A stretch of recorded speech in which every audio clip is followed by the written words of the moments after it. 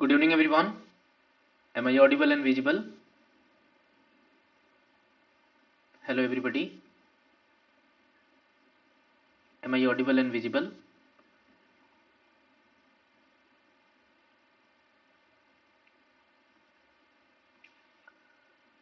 Kindly make your comment and then we will start this session, guys.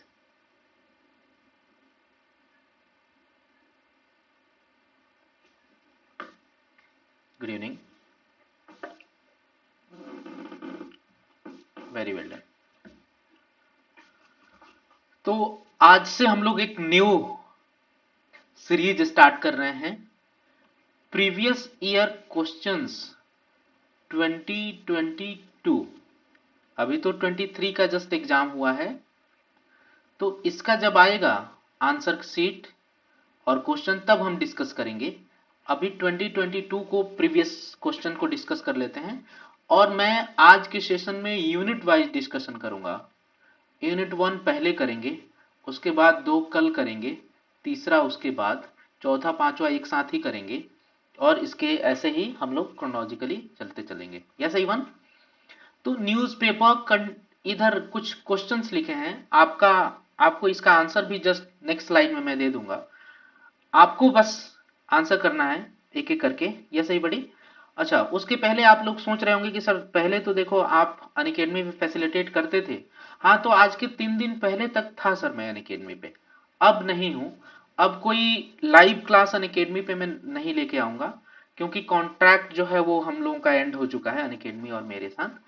फिलहाल के लिए मैं आपको 22 को या फिर 21 को भी, यानी परसों या तरसों मार्च तक मैं अनाउंसमेंट कर दूंगा कि कहां पे, किस प्लेटफॉर्म पे या फिर किस एप्लीकेशन पे मैं आप लोगों को न्यू कोर्स, न्यू कंप्लीट और comprehensive course for 2023 June attempt के लिए लेके आऊंगा। है ना, सुन पा रहे हैं? यस इवन, तो ये बहुत जल्दी ही हम लोग करने वाले हैं। बात समझ में आ रही है क्या? Hello everybody. जी सर। तो जून 2023 के लिए हम लोग एक पूरा कंप्लीट और कंप्रीहेंसिव कोर्स स्टार्ट करेंगे, जिसमें आपको यूनिट 1 से लेके 10 तक का पूरा लाइव क्लासेस में कराऊंगा। उन लाइव क्लासेस का रिकॉर्डिंग्स आपको मिलेंगे, पीडीएफ नोट्स मिलेगा, आपको पर्सनलाइज्ड डाउट्स भी मैं सॉल्व करूंगा। एवरी, क्योंकि 5th क्लास जो होगा वो डाउट होगा एवरी 5th क्लास, हर 5वां क्लास। हिंदी इंग्लिश दोनों में पीडीएफ होंगे और मेरा जो वे ऑफ फैसिलिटेशन है वही रहेगा, यही रहेगा जो अभी फिलहाल है ना। मतलब वो बाइलिंगुअल वे में आप उसको समझ सकते हैं। हाँ, प्योर अगर आप कोई तमिल या फिर मलयालम जानते हो और हिंदी और इंग्लिश नहीं जानते तो फिर उनको थोड़ा प्रॉब्लम होगा। Otherwise you will be okay for the class guys. Yes even, हाँ। तो जल्दी वो अनाउंसमेंट भी अपन करेंगे, लेकिन आज के लिए पहले तो आप इन सारे क्वेश्चंस का आंसर करते जाएं, फिर हम लोग एक एक करके आगे बढ़ेंगे। Yes even, so are you ready everybody? Are you ready? और भी कुछ इंपॉर्टेंट बातें होंगी तो मैं बताते चलूंगा ड्यूरिंग द सेशन। हाँ, पहले तो आप इसको कर ही डालिए, व्हाट विल बी आंसर। तो इसका आंसर हम लोग इस तरीके से करते हैं, जैसे कि newspaper can not be classified broadly on the basis of what. क्या हम साइज के आधार पे न्यूज़पेपर करते हैं क्या क्लासिफाइड? क्या फ्रीक्वेंसी, क्या लैंग्वेज? हाँ, तो वो फिर आपको पता है कि वर्नाकुलर लैंग्वेज, नेशनल लैंग्वेज, इस तरीके से हम लोग करते हैं। वर्नाकुलर मतलब लोकल लैंग्वेजेस। फ्रीक्वेंसी का मतलब जैसे आपने देखा डेली, बाई डेली मतलब एक दिन में 2 बार, वीकली यानी साप्ताहिक, या फिर पाक्षिक यानी फोर्टनाइटली, मंथली मासिक, इस तरीके से। साइज ऑफ द न्यूज़पेपर का मतलब यह है कि आप इसको क्लासिफाइड कर सकते हैं। कुछ कॉम्पैक्ट साइज के न्यूज़पेपर होते हैं गाइस, या सही वन। मान लीजिए this one is compact size newspaper. Compact size just half of the broadsheet size होता है, आप लोगों को पता होगा, हाफ ऑफ द ब्रॉडशीट। और इसके बीच में एक और साइज होता है जिसको हम बर्लिनर कहते हैं। हाँ, तो ये 3 तरीके की साइजेज हम जानते हैं। Are you understanding everyone? हाँ जी सर। नेक्स्ट, फ्रीक्वेंसी मैंने बताया ना कि सर ये, अभी इंटेंसिव कवरेज का क्या मतलब है। इधर साइज को हम दूसरे तरीके से अगर डिकोड करें तो एक हमने देखा होगा national newspaper, yes even regional newspaper. हाँ, तो वो ज्योग्राफिकल साइज के अनुसार की बात कर रहे हैं। इंटेंसिव कवरेज का मतलब क्या है कि एक पर्टिकुलर ज्योग्राफिकल एरिया में बहुत ज्यादा कवरेज है या कम है, इस तरीके से नहीं करते। तो generally categories of newspaper will be national, regional, daily, weekly और भी जो मैंने आपको जस्ट बताया वो। अब next question, question number 2, kindly make your comment and then we will discuss this one। मतलब ये क्वेश्चन 1 2 3 ऑप्शन है, ये 1 2 3, ए का 3 है, बी का 4 है, सी का 1 है, डी का जो है इस तरीके से कुछ ऑप्शन दिया हुआ है। ऑप्शन शायद इधर थोड़ा गड़बड़ हो, लेकिन कोई बात नहीं। हमें क्या करना है, diffusion of innovation theory, cultivation analysis theory, propaganda theory, entertainment theory. Sir ये 2022 के क्वेश्चंस हैं, ये सही वन। आप लोगों को याद होगा कि दो, अभी जो लोग नहीं जानते हैं उनके लिए बता दूं कि हम लोग मैराथन सेशन 10 घंटे का कर चुके हैं। तो उसमें जब आप पढ़ेंगे ना, around every theory has been discussed except propaganda, yes even सुन पा रहे हैं।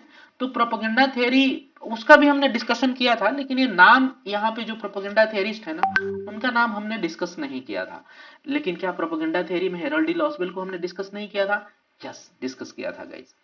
तो diffusion of innovation was given by Everett M Roger, Everest लिखा इधर, एवरेट इनको मानना है।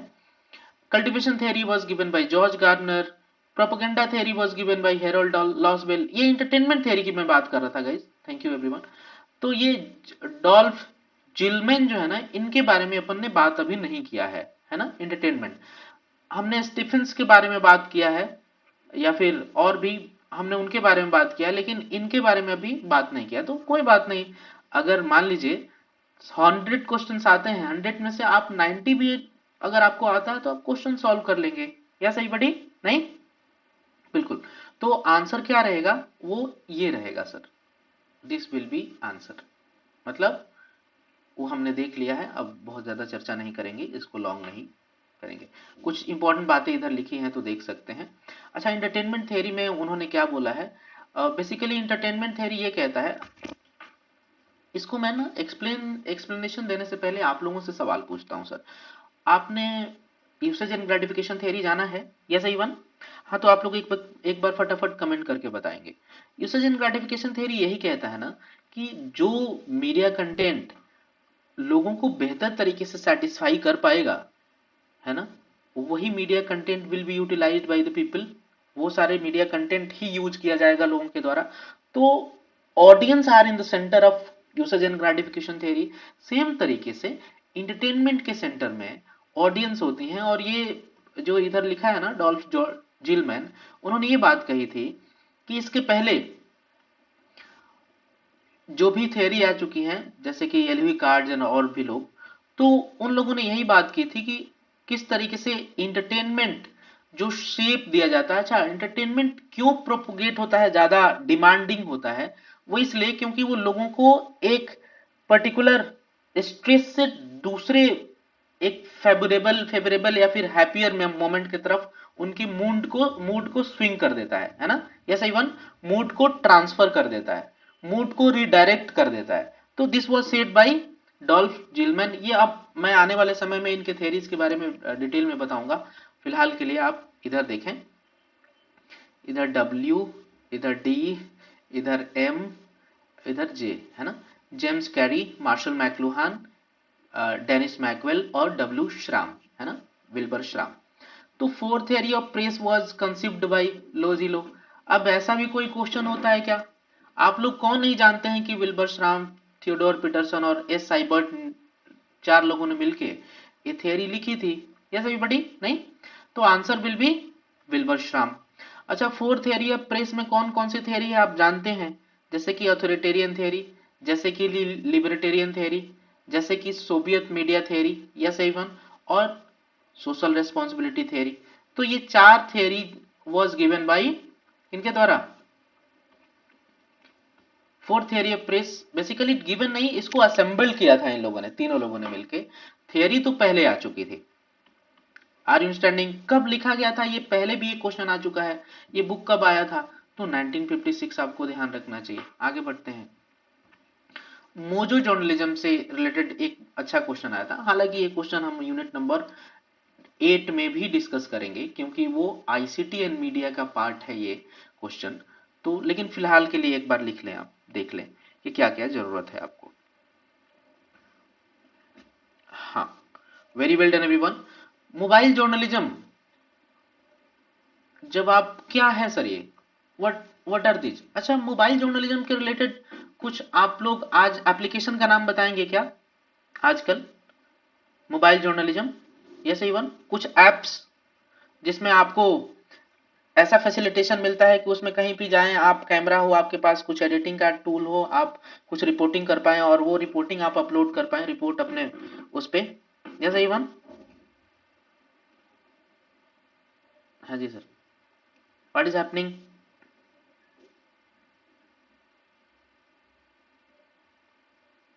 हाँ, तो मोबाइल जर्नलिज्म आंसर देख लेंगे, लेकिन कुछ एक एप्लीकेशन का नाम मुझे बताइए। एप्लीकेशन, अच्छा, फोटो जर्नलिज्म का अलग एप्लीकेशन है, और टेक्स्ट जर्नलिज्म का अलग एप्लीकेशन है, आर्टिकल्स जर्नलिज्म है आजकल, है ना, वीडियो जर्नलिज्म के वेबसाइट्स हैं, सुन पा रहे हैं क्या? वीडियो जर्नलिज्म के कुछ एक बात बताइए, जैसे प्रति आपने देखा होगा वो पिछले दिनों एक ऐसा एप्लीकेशन आया था ना जिसमें आप मुझे याद नहीं आ रहा है, डेली हंट टाइप का और भी कुछ आ रहे थे। हाँ, पब्लिक ऐप, इन शॉर्ट, बिल्कुल बहुत अच्छा, इन शॉर्ट्स हैं। In short is an application like mojo journalism, yes everyone, mobile journalism. तो इस तरीके से आपको मैं बताऊं कि ढेर सारा अपॉर्चुनिटी ओपन हो रहा है लोगों के लिए। इधर कुछ बातें लिखी हैं कि मोजो जर्नलिज्म में किट क्या होने चाहिए, इधर कुछ लिखा भी है, जैसे कि बैग हो आपके पास, एक्सटर्नल बैटरीज हो, प्रोटेक्टिव फोन्स हो, लेंसेज हो, लेकिन वो सिर्फ इतना से काम नहीं। बेसिकली आपको गियर, मोबाइल गियर एप्लीकेशन चाहिए इक्विपमेंट में, जैसे वीडियो और ऑडियो एडिटिंग सॉफ्टवेयर चाहिए, ऑडियो एप्लीकेशन चाहिए, सोशल एप्लीकेशन जैसे आपके पास वो फेसबुक, ट्विटर और ऐसे कुछ हो, फोटोग्राफी का एप्लीकेशन हो, फोटोग्राफी के एप्लीकेशन जैसे आपने इंसॉर्ट और ऐसे कुछ जिसमें आप चेंज कर पाए, तो ये ऑडियो किट्स और वीडियो किट्स सब आपको चाहिए। इधर एक क्वेश्चन और है, पढ़ते हैं पहले इसको, क्या लिखा है sir? Which of the following are the strength of mass society theory? Strength of mass society theory, ये सही वन।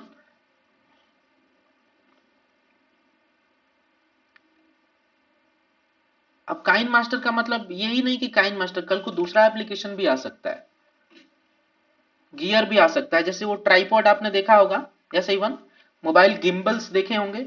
हाँ, तो वो गिम्बल और tripod are also kit of the mobile journalism.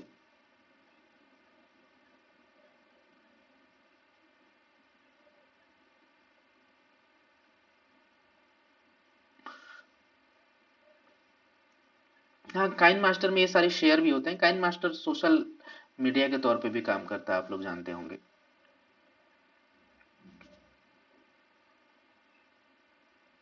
क्या है, क्या लिखा है? अच्छा, वो मीडिया में नॉट है, एक minute, kindly wait, kindly wait, kindly wait, kindly. ये आप कह रहे हैं कि what are this, kindly wait, इधर लिखा है mojo mobile journalism not consist, ठीक है, तो दिस कुड बी, अच्छा, ये power bank, hard drive, microphone, ये तो चाहिए ही चाहिए। This one is a post production, लेकिन आप इतना तो जानते हैं ना कि हाँ भाई ये फिजिकल कुछ प्रोडक्ट है, आप उस तरीके से भी देखेंगे तो आंसर वही आएगा सर, डोंट वरी, है ना। अब ये उसमें आप करने जा रहे हैं जो भी एप्लीकेशन, जो भी रिपोर्टिंग करने जा रहे हैं, तो ये इन सब चीजों का ध्यान रखते हैं ना। जैसे कल को हम लोगों ने पैरासूट जर्नलिज्म के बारे में भी बात किया था, तो आपको इसमें बहुत ज्यादा ये घूमने की जरूरत नहीं है। जैसे हमने देखा है कि पैरासूट जर्नलिज्म जब भी जाते हैं आप तुरंत फील्ड में चले जाएं, तो आपको कौन कौन सी बातों की, कौन कौन से फिजिकल या फिर उसकी नीड होगी, तो वो आप ध्यान रखेंगे, बस इतनी सी बात है सर। हाँ, इधर देखें, which of the following are the strength of the mass society. Okay, अच्छा, पहले मास सोसाइटी थियरी के बारे में जान लेते हैं कि ये है क्या। हम लोगों ने कुछ दिन पहले ही जब मैराथन सेशन लिया था तो उसमें बात किया था कि मास सोसाइटी में, जिसमें टॉनी ऐसे कुछ करके जर्मन एक स्कॉलर थे, उनका नाम था, आप लोगों को याद होगा शायद, है ना, फर्डिनेंड टोनी, तो उन्होंने मास सोसाइटी में कुछ दो तरीके की संकल्पना रखी थी। एक तो लोकल सोसाइटी, एक एक फॉक सोसाइटी, दूसरा इंडस्ट्रियलिस्ट सोसाइटी। इंडस्ट्रियलिस्ट सोसाइटी जब से पनपा ना सर, 18वीं शताब्दी शताब्दी या फिर 18th सेंचुरी के मिड या फिर उसके बाद से जब इंडस्ट्रियल रेवोल्यूशन हुआ, तो industrialist society was generally a mass society, जिसमें लोगों को कमोडिफिकेशन या फिर खुद लोगों के लिए इतना प्रोडक्ट या मटेरियलिस्टिक वर्ल्ड क्रिएट करने की कोशिश की जा रही थी कैपिटलिस्ट वर्ल्ड के द्वारा, कि ज्यादा से ज्यादा उनका प्रोडक्ट बिके, और मीडिया एज ए टूल काम कर रहा था, है ना। तो मास सोसाइटी में लोग होते कैसे हैं कि अ फीलिंग ऑफ आइसोलेशन, दूसरी बात है पावरलेसनेस होती है सोसाइटी, क्योंकि एक दूसरे से लोग कनेक्टेड यूनाइट नहीं होते हैं, तो पावरलेस सोसाइटी होती है। एनोनिमिटी होने के कारण जो है people and groups in a mass society do not feel represented, क्योंकि वो रिप्रेजेंटेशन उनको नहीं मिलता, तो जो बातें जो मीडिया में प्रोपोगेट और पॉपुलर कल्चर का हिस्सा है वो भी उसको अपना लेते हैं, मतलब कॉमन जो ऑडियंस होते हैं, एनोनिमस अज्ञात अलग अलग लोग होते हैं, और डाइवर्सिटी कम होती जाती है धीरे धीरे, है ना। Yes everyone. तो होमोजीनियस सोसाइटी बनती जाती है। अब ये इधर कुछ बातें लिखी हैं कि which of the following are strength of mass society theory, तो इसमें आप देखेंगे कि ये generally draws attention to the issues of media ownership. अब एक क्रिटिकल थियरी के पर्सपेक्टिव से आप इसको देखेंगे मास सोसाइटी थ्योरी को, जिसमें मास सोसाइटी या फिर एक बैंड वैगन इफेक्ट कैसे क्रिएट किया जाता है। तो वो करता क्या है, मीडिया ऑनरशिप कॉन्सेंट्रेटेड होता है, ये सही वन, कन्फाइंड होता है, बहुत संकुचित, बहुत सीमित लोगों के हाथ में होता है। साथ ही साथ आप देख रहे हैं कि ये स्पेकुलेट्स अबाउट इंपॉर्टेंट इफेक्ट्स, मीडिया के का इफेक्ट लोगों के ऊपर बात देखी जाती है, और बार बार ये स्ट्रक्चरल चेंजेस करने की कोशिश की जाती है। स्ट्रक्चरल चेंजेस का क्या मतलब है कि जो ऊपर एलिट्स, एलिट का मतलब मैंने बताया कि कोई इंडस्ट्रियलिस्ट है, कोई पूंजीपति वर्ग है, या फिर पॉलिटिकल एलिट्स है ना, बहुत राजनीतिज्ञ हैं, तो वो आपको एक पब्लिक ओपिनियन फॉर्म करेंगे और उस जनमत बनाने की कोशिश करते हैं, और जनमत अपने अकॉर्डिंग बनाते हैं। आपके लिए जो एक्चुअल में नीड है, वो नीड आपका नीड नहीं रह जाता, फॉल्स कॉन्शियसनेस क्रिएट करते हैं, और आप उस फॉल्स कॉन्शियसनेस में जीने के आदी बन जाते हैं, स्ट्रक्चरल चेंजेस होते हैं। सुन रहे हैं ना सर। आइडियोलॉजिकल स्टेट अपैरेटस का नाम सुना होगा आप लोगों ने, या सही बड़ी बताएं कि एक फॉल्स आइडियोलॉजी क्रिएट की जाती है एलिट के द्वारा। अब एलिट को क्या कह रहे हैं, संभ्रांत वर्ग कह लीजिए, या फिर डोमिनेंट सोसाइटी कह लीजिए, डोमिनेंट पर्सन कह लीजिए। तो ये वह ए बी और सी विल बी आंसर। नेक्स्ट, इधर कुछ लिखा है, असर्शन लिखा है सर, रीजन लिखा है कि media company ons numerous companies which involves in the media enterprises. एक ऐसा मीडिया कंपनी जो बहुत सारी कंपनी को की स्वामित्व रखती है, और वो जिन कंपनियों का स्वामित्व रखती है, स्वामित्व या फिर मालिकाना हक या ओनरशिप रखती है, वो कंपनीज भी मीडिया इंटरप्राइजेज ही हैं। और इधर लिखा है कि conglomerates use their access in multiple areas to share various kind of media content. तो ये भी ठीक है। अब आपको पता है कि पहले मीडिया इकोनॉमिक्स से रिलेटेड क्वेश्चन आते थे, तो उधर option A B C D ऐसे कुछ करके ऑप्शन आता था। इस बार ये असर्शन रीजनिंग के फॉर्म में क्वेश्चन आंसर आया है ना, ये सही वन। तो आप इस तरीके से भी कर सकते हैं। हाँ, low also. What will be answer guys, kindly make your comment, what will be answer.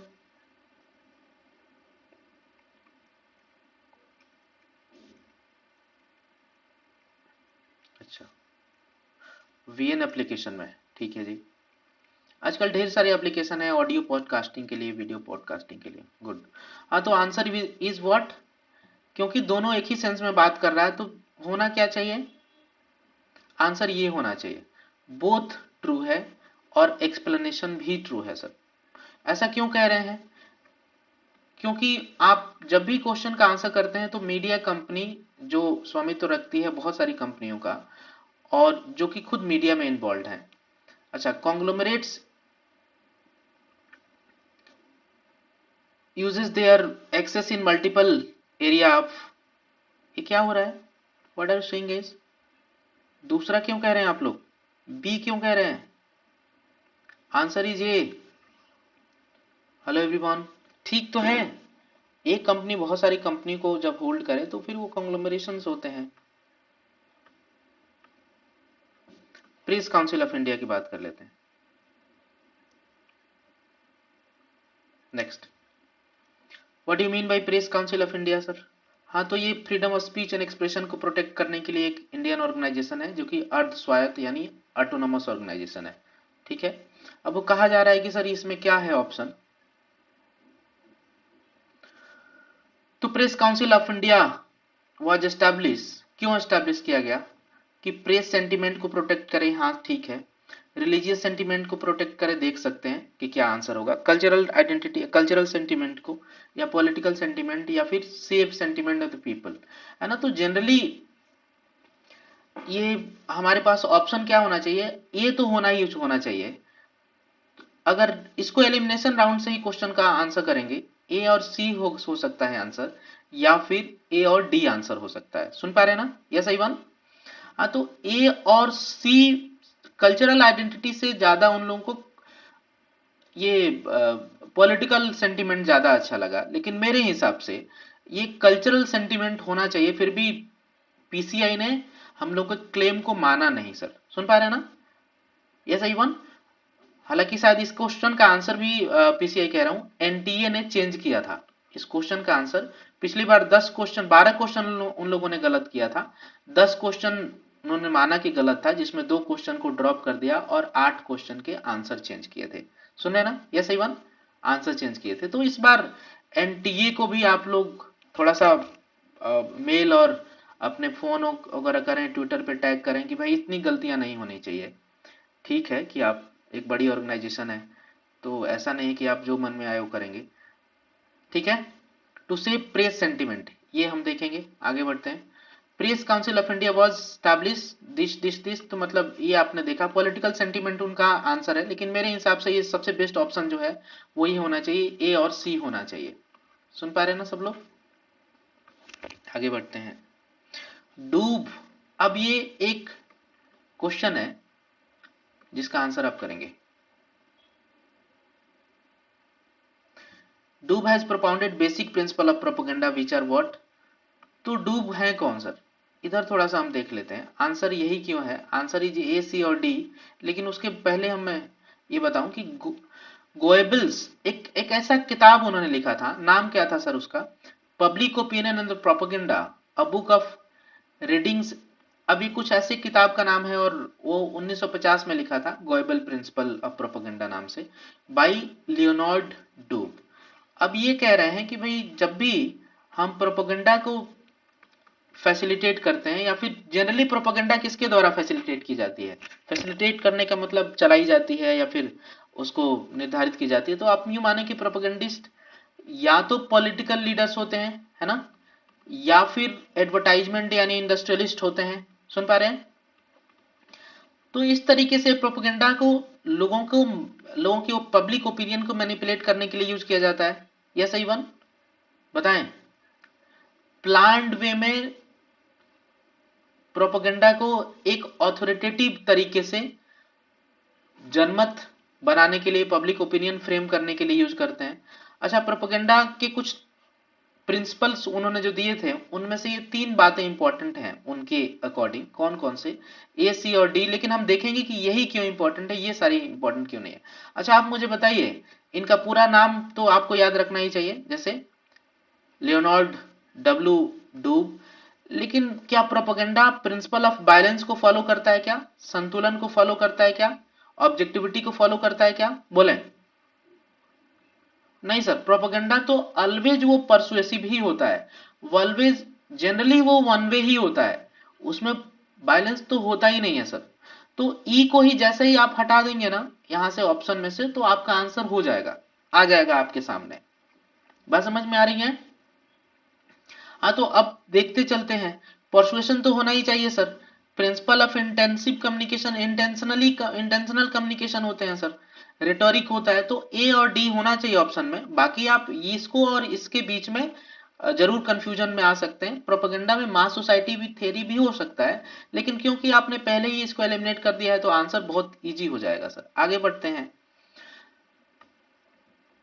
Next, what is page 3 journalism? तो इसमें बहुत कुछ पढ़ने के लिए नहीं है। पेज 3 जर्नलिज्म का मतलब यही होता है कि सेलिब्रिटी जर्नलिज्म है वो, और उसको हम और भी कई नामों से जानते हैं। यस इवन, सेलिब्रिटी जर्नलिज्म को और किस नाम से जानते हैं सर? पेपराजी जर्नलिज्म भी कहते हैं क्या? पेपराजी, पेपराजी का नाम काम भी वही है सर। तो answer is this one. Next, इधर एक क्वेश्चन है सर। अब बेसिकली ये पेपर यूनिट 2 का भी क्वेश्चन हो सकता है। क्यों यूनिट 2 कह रहे हैं सर? क्योंकि बाल गंगा इनको छोड़ के ये doctor B are Ambedkar, Pandit Madan Mohan Malviya, Deendayal Upadhyay ji, ये सब लोग हम लोग यूनिट 2 में इनको जनरली पढ़ते हैं। ऐसा नहीं कि बाल गंगाधर तिलक को हम खींच खाच के यूनिट 2 में नहीं पढ़ सकते, पढ़ सकते हैं, क्योंकि इन्होंने भी डेवलपमेंट कम्युनिकेशन किया था। शुरुआत में तो ये बहुत ज्यादा एक्सट्रीम रिवोल्यूशनरी थे, अंग्रेजों के खिलाफ अंत तक रहे, लेकिन बाद में इन्होंने धर्म का सहारा लिया लोगों को जागरूक करने के लिए, है ना? यस इवन, तो आप जानते हैं कि इन्होंने कौन सा न्यूज़पेपर लिखा था, न्यूज़पेपर पब्लिश किया था? तो केसरी और मराठा के बारे में जानते हैं। डॉक्टर बी आर अंबेडकर को आप प्रबुद्ध भारत 1956 के अराउंड का एक न्यूज़पेपर आप जानते हैं। नाम शायद पहले इसका जनता था, बाद में चेंज हो गया था, समता या जनता। हम लोग पढ़ेंगे, और यूनिट 2 में मैंने इनके बारे में बताया भी है, तो इस बार भी पूरा डिटेल में पढ़ेंगे। इसके अलावा पंडित दीनदयाल उपाध्याय और ये मदन मोहन मालवीय साहब के न्यूज़पेपर के बारे में हम देख लेते हैं। जैसे कि ये लीडर वो पब्लिश करते थे, कहाँ से पब्लिश करते थे? क्या लखनऊ से पब्लिश करते थे क्या? हाँ, तो आंसर ये इधर देखें आप, दीनदयाल उपाध्याय, राष्ट्र धर्म। आपको पता है कि ये जो दोनों के दोनों लीडर जनरली राष्ट्रीय स्वयंसेवक संघ यानी संघ की विचारधारा से जुड़े हुए थे, और इन्होंने राष्ट्रवाद यानी क्या कहते हैं, नेशनलिज्म को प्रोपोगेट करते, समर्थन करते हुए एक पूरा एक पब्लिक ओपिनियन फ्रेमिंग के लिए, जागरूकता फैलाने के लिए एक पूरा ये चलाया था, जैसे इवन कैंपेन कह लीजिए। इधर देखते हैं, शैनन वीबर मॉडल इधर लिखा है sir, Shannon वीबर। Shannon Weaver model is important, why it is important? क्या वो मास कम्युनिकेशन का मॉडल है, सेंडर का मॉडल? अच्छा, इस सॉरी, ये क्वेश्चन कुछ और कह रहा है। कह रहा है as per the Shannon Weaver model dash is important. क्या इंपॉर्टेंट है? क्या मास कम्युनिकेशन इंपॉर्टेंट है, सेंडर इंपॉर्टेंट है ना, पब्लिक ओपिनियन इंपॉर्टेंट है, रिसीवर इंपॉर्टेंट है, या मीडियम इंपॉर्टेंट है? बताएं, सब लोग बताएं, ये सही बात।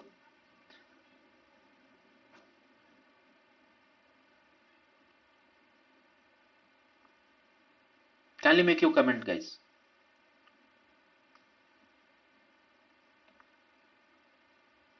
मुझे आप लोग कमेंट नहीं आ रहे हैं।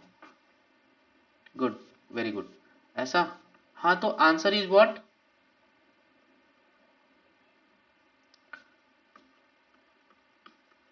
क्या उसमें रिसीवर होता है क्या सन बीबर में? Hello everyone.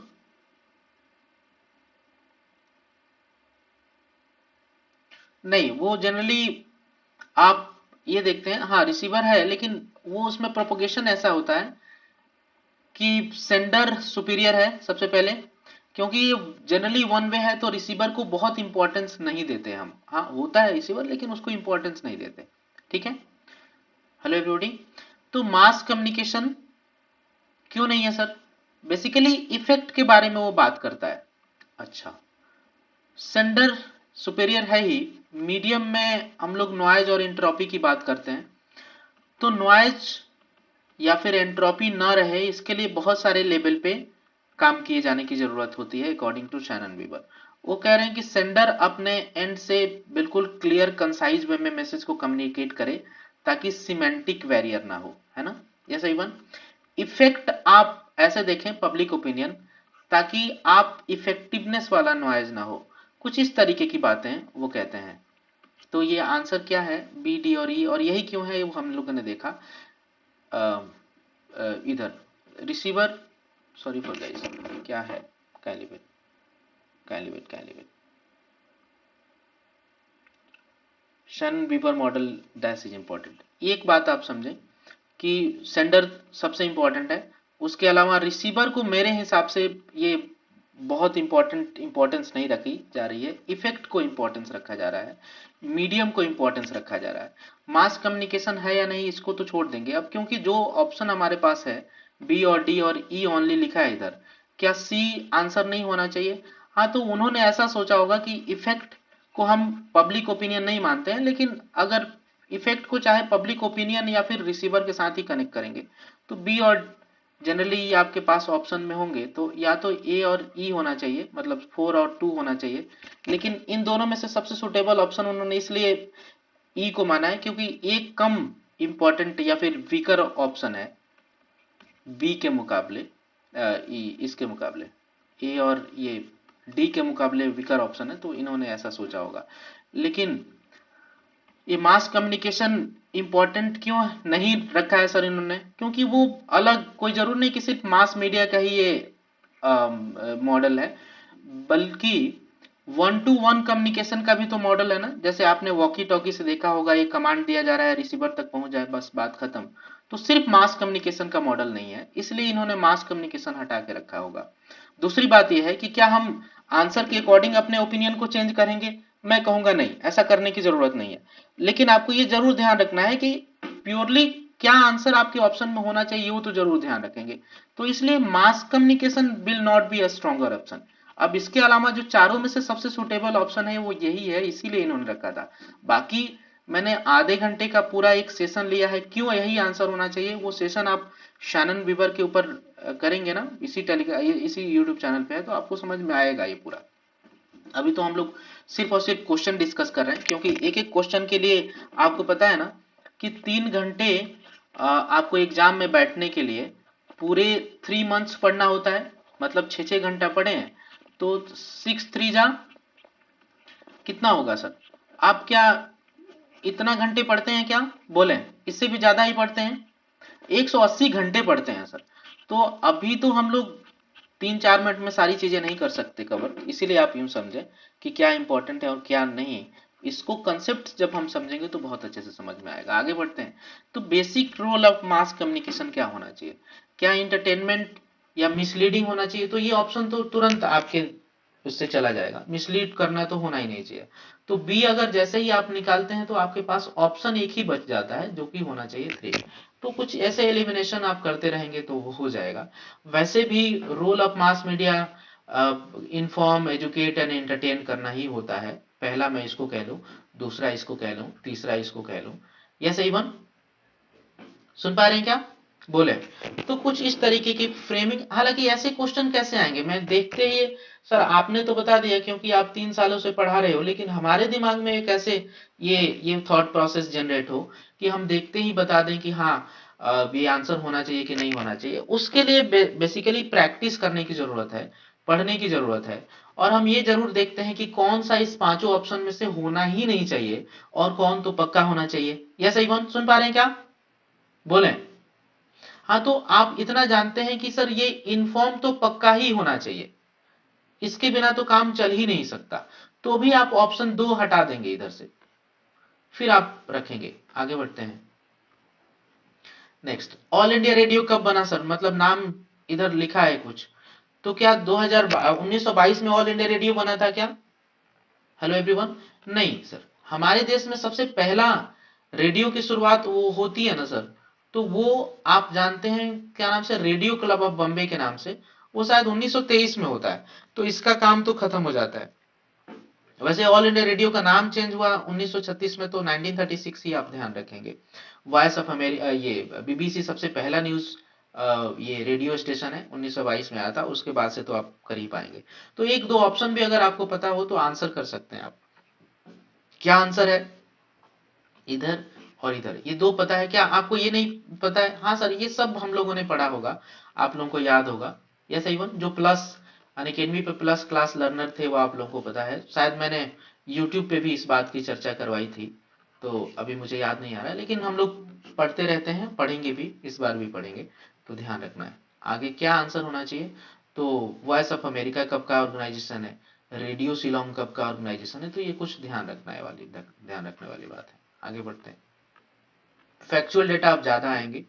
Magic bullet theory कब आई? सिर्फ बुलेट थियरी इधर लिखा है, bullet theory of communication was developed during war. हाँ तो सर वो 1930 के दौर में वो डेवलप हुई, और उसके अब बाकी इसका प्रतिपादन या फिर एविडेंस रिसर्च करके 1938 में दिया गया। और आपको पता है कि 1939 में सेकेंड वर्ल्ड वॉर स्टार्ट हुआ, तो फर्स्ट वर्ल्ड वॉर तो कहीं से भी आंसर नहीं होगा, है ना। गल्फ वॉर तो हो ही नहीं सकता, कारगिल वॉर तो ये हमारे देश का वॉर था, तो answer will be this one, second world war. आगे बढ़ते हैं। अभी कुछ और फैक्चुअल इंफॉर्मेशन है, मैं बहुत ज्यादा इसमें डिटेल में अभी नहीं जाऊंगा, सिर्फ आंसर आप लोगों को दिखाऊंगा। बस इतनी सी बात है कि राम बहादुर राय किसके साथ जुड़े थे।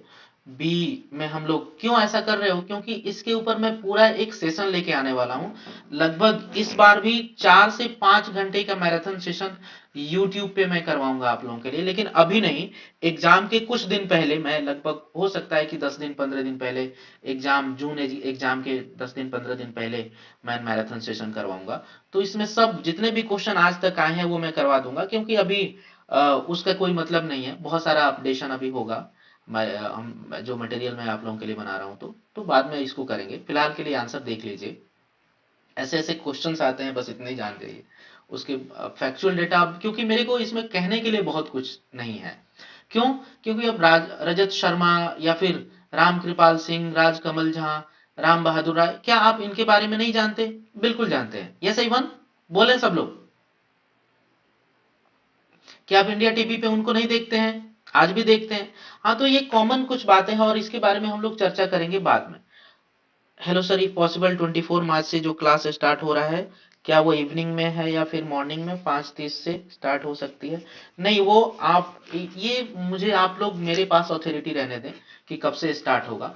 उसके पीछे का रीजन ये है कि बहुत सारे लोग, आप लोग कमेंट करते रहते हैं कि मेरी जॉब इतने बजे से है, मेरी जॉब इतने बजे से है, मैं वर्किंग हूँ, मैं फुल फ्लेज में प्रिपरेशन कर रहा हूँ। तो मैं अपने अकॉर्डिंग, हालांकि आपको ही मेन सेंटर में रख के मैं वो पूरा टाइम डिजाइन करूंगा, तो आप लोग मेरे साथ खड़े रहेंगे। ये सही बात। और ये टाइम तो जाहिर सी बात है, वो वर्किंग टाइम में जनरली मैं नहीं रखूंगा। वर्किंग टाइम क्या हो सकता है, अब जनरली जो डे टाइम होता है वर्किंग टाइम का, 10 से लेके 7 बजे तक तो शायद मैं नहीं रखूं डे में, है ना। उसके बाद जो भी समय होगा वो मैं रख लूंगा, या तो इवनिंग में या फिर मॉर्निंग में, जनरली मॉर्निंग में रहेगा। आगे बढ़ते हैं। Who refers to the views of व्याधि। अब ये पतंजलि के बारे में बात चर्चा की गई है, इनको जब हम ट्रेडिशनल मास कम्युनिकेशन का डिटेल में पढ़ेंगे तो फिर बहुत अच्छे तरीके से पढ़ेंगे। आगे बढ़ते हैं। इधर लिखा है बोनाडेली एडमिट्स, अभी कुछ रिसर्चर का नाम है कि भाई इंफॉर्मेशन सोसाइटी कैसी होनी चाहिए। आप लोगों को फिलिप और टिचनर क्या कुछ एक नॉलेज गैप थ्योरी हम लोगों ने यूट्यूब पे पढ़ा होगा, आप लोगों ने भी जाना होगा। नॉलेज गैप थ्योरी का मतलब यह है कि अगर इंफॉर्मेशन सोसाइटी बनने में कोई प्रॉब्लम है, तो फिर वो मीडिया बहुत इंपॉर्टेंट रोल प्ले करता है। जिस सोशल ग्रुप का सोशियो इकोनॉमिक स्टेटस हायर रहता है, वहां पे मीडिया भी ज्यादा कंज्यूम की जाती है, और बेहतरीन क्वालिटी वाली मीडिया कैरेक्टरिस्टिक्स, या फिर जिसको हम कह सकते हैं फीचर वाला मीडिया। जैसे हम फीचर किसकी बात कर रहे हैं सर? अच्छा कैमरा हो, अच्छा फोन हो, स्मार्ट टेलीविजन हो, इंटरनेट स्पीड हाई हो, तो वो सोसाइटी जनरली इंफॉर्मेशन सोसाइटी होगी, नॉलेजेबल सोसाइटी होगी, नॉलेज गैप कम रहेगा। तो कुछ इसी तरीके की संकल्पना के आधार पर एक क्वेश्चन है, इस क्वेश्चन का आंसर करिए। World war, first world war inter, हाँ हाँ।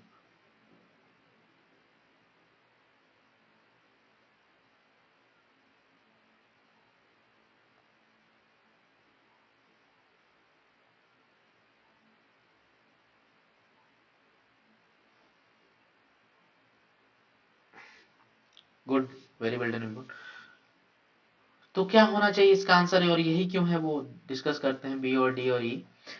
तो क्या आप इधर देखें कि three that are three following barriers to the people benefiting from. आप मुझे बताइए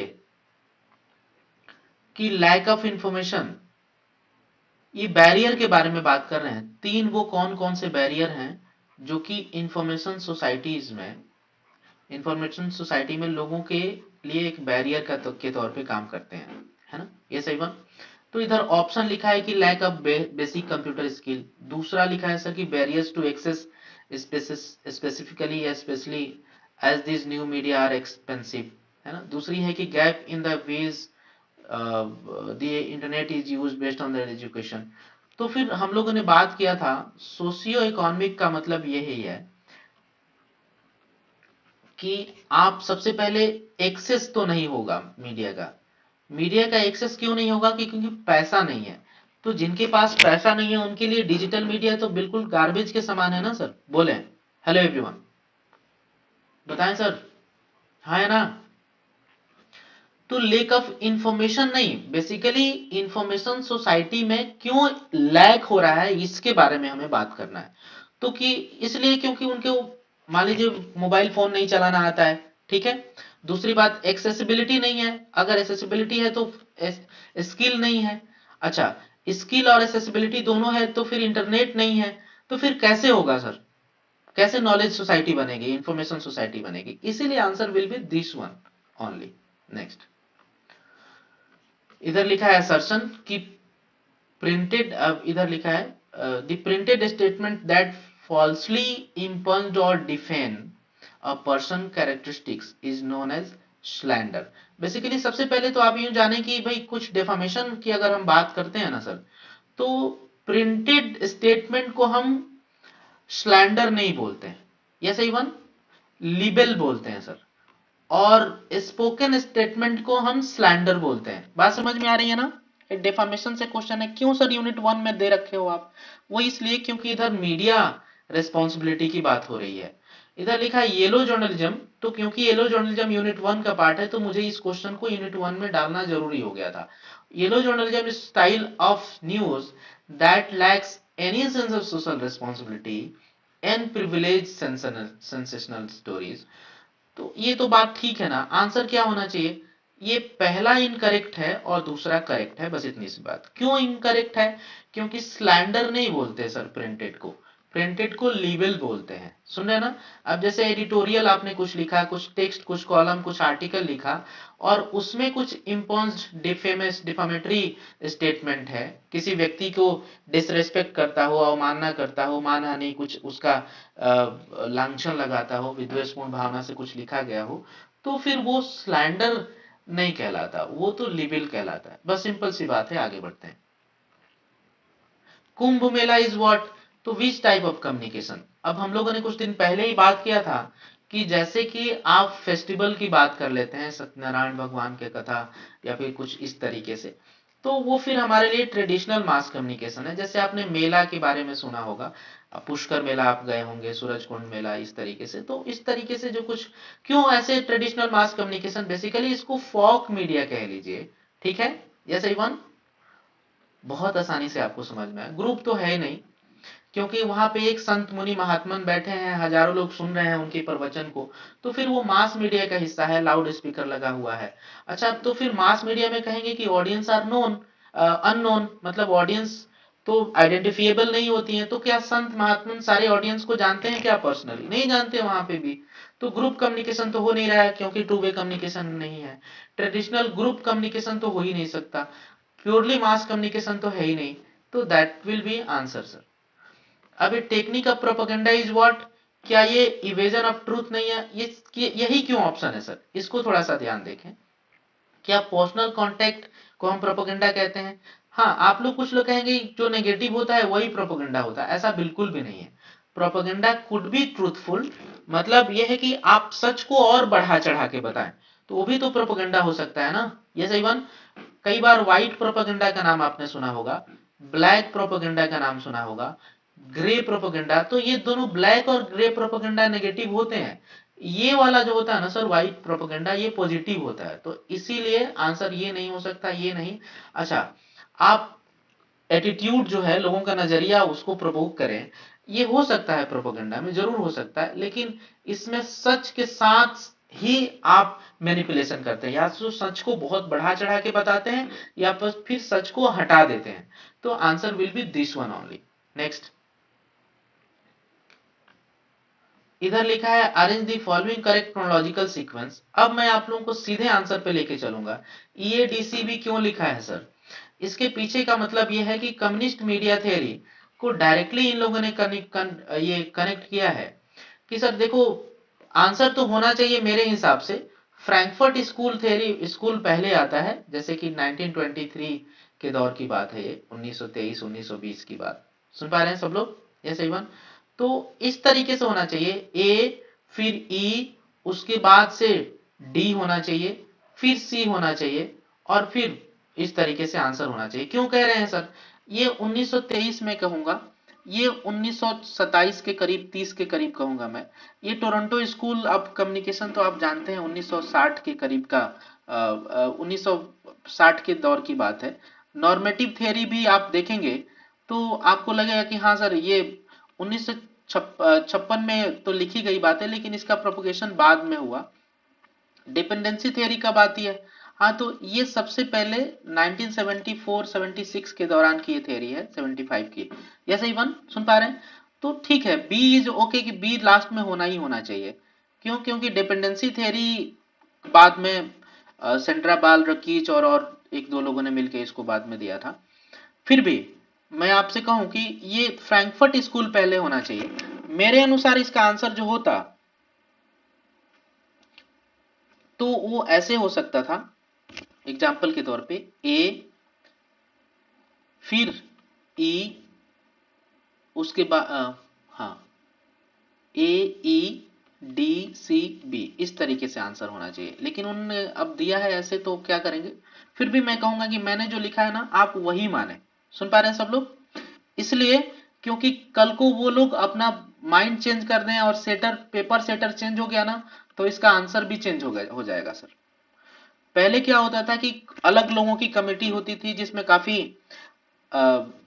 डिफरेंट अप्रोच के लोग होते थे। अब जो कमेटी मुझे लग रहा है कि ऐसा एनटीए नेट ने बनाया है, जो फैक्चुअल डेटा के ऊपर ज्यादा बिलीव कर रहे हैं।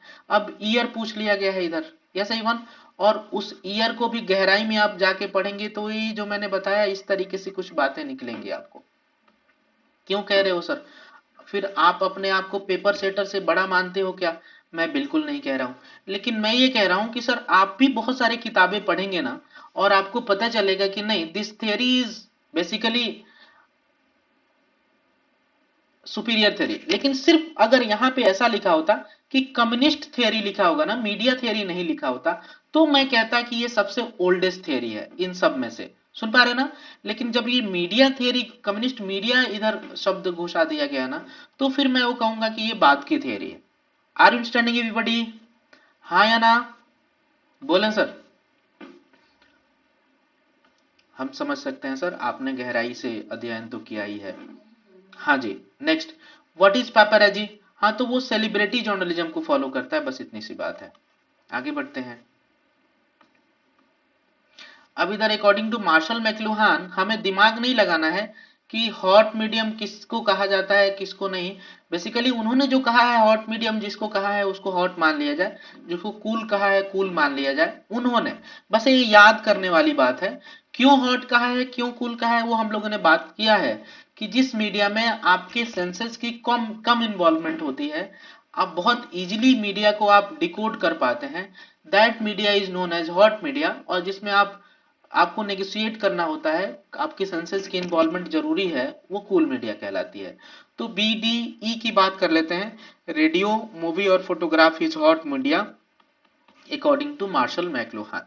नेक्स्ट, इधर अब एक और क्वेश्चन है कि अरुण शौरी, एमजे अकबर साहब, ये विद्या निवास मिश्रा और प्रभाष जोशी, ये कुछ फिर से फैक्चुअल डेटा है।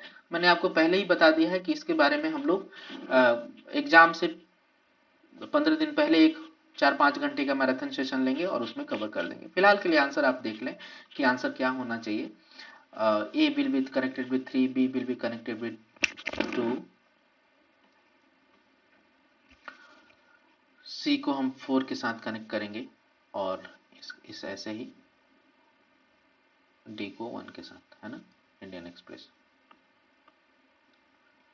अब वैसा ही फर्स्ट प्रेस का, हाँ ये क्वेश्चन जरूर इंपॉर्टेंट है आप लोगों के लिए कि फर्स्ट प्रेस कमीशन के मेंबर कौन थे except justice J S Rajadhyaksha, है ना। उनके अलावा और कौन कौन से लोग थे, तो ये मैं आप लोगों को डिटेल में पढ़ाऊंगा। फिलहाल के लिए आप देख लें कि ये ए आर भट्ट के बारे में बात की जा रही है, एन नटराजन और टी एन सिंह। कौन कौन थे वो उस जमाने के महत्वपूर्ण पर्सनालिटी जर्नलिज्म और एग्जीक्यूटिव से जुड़े हुए थे। Play theory of mass communication एक बुक है जो कि रिटन है विलियम स्टेफेंसन के द्वारा। ये तो ठीक कह रहा है, विलियम स्टेफेंसन ने play theory of mass communication नाम से किताब लिखी भी थी, थियरी भी दिया था। लिखा है the play theory of mass communication is communication theory develop by Wilbur Schramm. तो ये अब ये कोई भी ऐसा व्यक्ति होगा जो दोनों तो सही नहीं हो सकता ना एक साथ। एक बार कह रहे हो कि विलियम स्टेफेंसन ने लिखा है, दूसरी बार कह रहे हो विल्बर श्राम ने लिखा है, तो ये गलत है। Answer is this one. मतलब statement one is true, R is false, या सही वन। तो इतना ही क्वेश्चन था सर, यूनिट नंबर। अब ये क्या कर रहे हो सर, आपने तो लगभग ज्यादा देर की क्लास करा दी। आप बस मुझे यूनिट वन एंड करना था। और आपको पता है कि this channel is not for click bit guys. आप ये चैनल लगभग 500 लोगों की नेट जेआरएफ करा चुका है सर, सुन पा रहे हैं ना, ये सही वन। तो इसलिए नहीं आया है कि ये कि भाई आपने 4 मिनट में आप लोगों को खूब मतलब ऐसे बोल दूं, है ना, 4 मिनट 5 मिनट खूब हो हल्ला कर दूं और आपके एट द एंड कुछ मिले ही नहीं। ऐसा नहीं है। 1 घंटा पढ़ते हैं, 40 मिनट पढ़ते हैं, कई बार 2-2 घंटे पढ़ लेते हैं। आपने पिछले दिन देखा कि 10 घंटे पढ़ लिया। तो वो इसलिए हुआ क्योंकि आपके लाइफ में मैं कुछ एक अच्छी कुछ वैल्यू क्रिएट कर पाऊं, तो ये मेरे लिए ज्यादा अच्छा है। Yes everyone. क्यों अच्छा है सर? एक तो ये कि हम लोग एकेडमिक फील्ड में है और हमने सोसाइटी से ढेर सारा कुछ लिया है, तो मेरा देना फर्ज है। दूसरी बात यह है कि दूसरा कोई है भी नहीं sir. Are you understanding it one? अगर दूसरे कोई होते मास कम्युनिकेशन में कि सर बेहतर तरीके से फैसिलिटेट करते, तो फिर मैं थोड़ा सा आराम से कूल होके सोता सर। लेकिन मेरे लिए मुझे लग रहा है कि पॉसिबल है ही नहीं। आप लोग इस तरीके से चैनल पे और इंटरेक्टिव और इंगेज्ड रहते हैं और बार बार पूछते रहते हैं कि कब आएगा, कैसे होगा, क्या किस तरीके से करेंगे। तो फिर मेरे को लगता है नहीं, ये मेरी जिम्मेवारी है। बाकी आप लोगों के एंड से ही होना चाहिए कि आप सेशंस को लाइक किया करें, कमेंट करें, ज़्यादा लोगों को शेयर करें, ताकि बेनिफिट तो मुझे भी होए सर, है ना। ये सही बात, बिल्कुल ये बात तो है सर, हम लोग करते रहेंगे, आपका बेनिफिट पहुंचाते रहेंगे। Thank you everyone, Sakshi ji and others. Let us meet tomorrow. आज के लिए इतना ही गाइज। यूनिट 1 हमारा एंड होता है और यूनिट 2 के साथ हम लोग कल मिलेंगे। कल 9 बजे क्लास होगी, 9 PM पे। और हम लगातार यूनिट 1 से लेके यूनिट 10 तक का जो ये PYQ है 2022 वाला, वो एंड करेंगे। फिर हम दूसरा, तब तक नया आंसर की भी आ जाएगा, आंसर शीट भी आ जाएगा उसको। उसके बाद फिर 2023 का क्वेश्चन स्टार्ट करेंगे। और उसी दौरान फिर कंसेप्ट और कंटेंट और फैक्चुअल इन्फॉर्मेशन, लॉजिकल इन्फॉर्मेशन भी सारी चीजें हम पढ़ेंगे इसी चैनल के माध्यम से। तो from the beginning to the end, मतलब जब तक आपका रिजल्ट नहीं आ जाता तब तक मैं साथ रहता हूं सर आप लोगों के लिए। इस बात के लिए तालियां, इस बात के लिए थंब इस तरीके से लगाएं। आज के लिए इतना ही। Thank you everybody. Let us meet tomorrow. Yes everyone.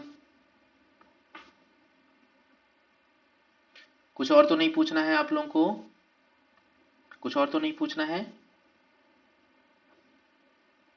Hello everybody, नहीं ना? जल्दी से कोर्स स्टार्ट करिए। हाँ, जल्दी ही स्टार्ट करने वाला हूँ गाइज, जल्दी ही स्टार्ट करने वाला हूँ। कुछ दिन और वेट करिए आप लोग, थोड़ा सा वेट करिए। क्योंकि अभी एक नया प्लेटफॉर्म जब चेंज करते हैं ना, तो हडल तो हो ही जाता है दिमाग में, हडल हो जाता है सर। हाँ जी, कुछ और नहीं पूछना है तो we will wind up the session guys. Thank you everyone for connecting. मिलेंगे सर। सर क्लास की डिटेल वो जल्दी मिल जाएगा आप लोगों को। 1938 का magic bullet first world war होगा। नहीं नहीं नहीं, फर्स्ट वर्ल्ड क्यों, अब वो पास में जा रहा है ना एकदम। ड्यूरिंग, ड्यूरिंग का क्या मतलब है? मतलब 1990 में तो खत्म हो चुका था, 1924 में तो खत्म हो चुका था, 1924 में फर्स्ट वर्ल्ड वॉर खत्म हो चुका था, 1900 स्टार्ट होके। तो फिर इसको आप 1938 में अगर डेवलप हो रहा है और 1939 में इधर सेकेंड वर्ल्ड वॉर स्टार्ट हो रहा है, तो आप सेकेंड वर्ल्ड वॉर का हिस्सा मानेंगे कि फर्स्ट वर्ल्ड वॉर को? इसको बताएं। आप कॉमन सेंस लगाइए, तो ये सेकेंड वर्ल्ड वॉर ही होगा। हाँ जी, जल्दी मैं कम्युनिकेट करूंगा कि कब कैसे क्या होगा नए कोर्स के बारे में। तब तक के लिए आप लोग जुड़े रहे। मैं जल्दी ही आप लोगों के लिए एक इंस्टाग्राम पे एक एक सेशन रखने वाला हूँ आस्क योर डाउट के नाम से, है ना, क्वेश्चन एंड आंसर सेशन, इस तरीके से क्यू एंड एन सेशन। तो फिर आप लोग उसमें कम्युनिकेट करेंगे। कल या परसों हम लोग ये सेशन रखेंगे। मैं टेलीग्राम चैनल का लिंक मैंने दे दिया है डिस्क्रिप्शन बॉक्स में, आप वहां पे ज्वाइन करिए। इंस्टाग्राम का पूरा लिंक मैं यहाँ पे शेयर कर दूंगा, तो आप यहाँ से इसको कर सकते हैं। और जो भी आपके डाउट्स होंगे वो हम सॉल्व करेंगे, लेकिन आप लोगों की जिम्मेवारी बनती है कि ज़्यादा से ज़्यादा शेयर करें आप, ठीक है, ताकि हम लोग भी इसको एक सस्टेनेबल वे में इन क्लासेज को चला पाए। अगर सस्टेनेबिलिटी नहीं रहेगी तो फिर प्रॉब्लम हो जाएगा। क्यों प्रॉब्लम होगा? क्योंकि वो सब कुछ तो रिसोर्सेज के आधार पे ही चलता है ना सर।